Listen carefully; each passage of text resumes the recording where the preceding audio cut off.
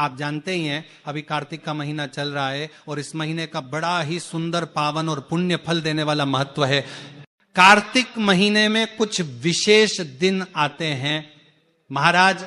जब अगर हम 365 बत्ती वाला एक दीपक जलाते हैं तो मान लीजिए कि हमने पूरे साल हर दिन दीप दान किया हो, ऐसा फल मिलता है। अब आप सोच रहे होंगे कि एक दीपक और 365 बत्तियां कैसे होगा ये सब। तो महाराज हम आपको धीरे धीरे बिल्कुल सहज शब्दों में बताते हैं। सबसे पहले बात करते हैं दीपक की। दीपक आप किसी भी प्रकार का बना सकते हैं।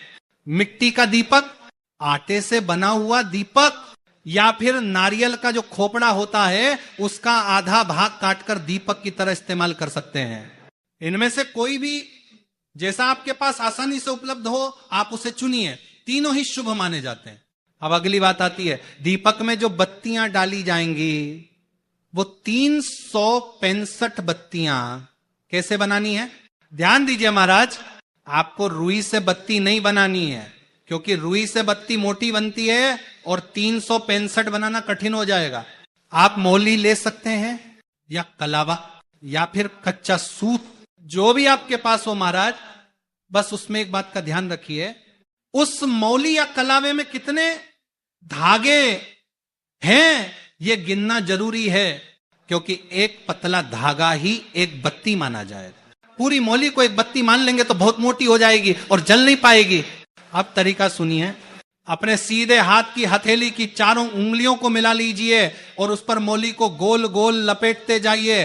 जैसे लपेटते जाओ गिनते जाओ, 1 2 3 4, ऐसे जब आपको लगे कि अब इतने धागे हो गए हैं कि कुल मिलाकर 365 बत्तियां बन जाएंगी, तब उस लपेटी हुई मौली को दोनों तरफ से काट लीजिए। कटने के बाद जब आप धागे अलग करोगे तो आपको 365 पतली पतली बत्तियां मिल जाएंगी। अब ये बत्तियां इधर उधर न बिखरे हैं, इसलिए उनके बीच से एक और धागा बांध दीजिए, बस आपकी बत्तियां तैयार है महाराज। यही काम आप कलावे या कच्चे सूत के साथ भी कर सकते हैं। आप दीपक और बत्ती तैयार हो गई तो अगली बात आती है उसे थाली में कैसे सजाना है। एक थाली लीजिए, उसमें रोली या हल्दी से एक स्वस्तिक बना दीजिए, फिर उसके ऊपर आप थोड़े से चावल डाल सकते हैं। लेकिन अगर ये पूजा एकादशी के दिन कर रहे हैं तो चावल मत डालिए, उस दिन फूलों की पंखुड़ियां या तिल का आसन दे दीजिए। अब थाली में आपने जो दीपक तैयार किया है उसे रख दीजिए, फिर 365 बत्तियां जो आपने बनाई हैं उन्हें धीरे धीरे उस दीपक में रख दीजिए। अब दीपक में क्या डालना है, घी या तेल। तो महाराज इसमें सिर्फ 2 चीजें चलती हैं, एक शुद्ध देसी गाय का घी, 2 काले तिल का तेल। अगर आपके पास गाय का घी है तो बहुत उत्तम, नहीं है तो आप तिल का तेल डाल दीजिए। सरसों का तेल नहीं डालना है महाराज, वो इस पूजा में मान्य नहीं है।